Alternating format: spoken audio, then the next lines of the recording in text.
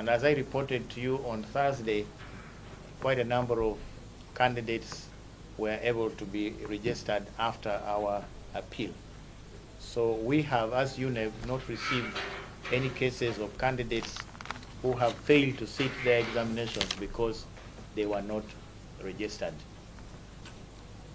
We have also been quite alert trying to detect any forms of examination malpractice, and we are also reporting that so far, as UNEB, we've been in touch with our area supervisors, we've been in touch with the scouts, we've also been in touch with our security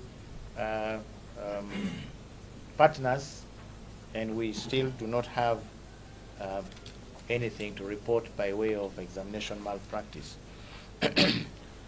However, we wish to caution schools, first of all, to maintain, heed the warning that we've given to ensure that malpractice does not take place.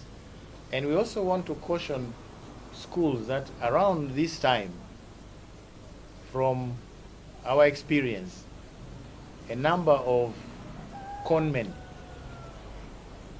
tend to move around with what they purport to be examination papers.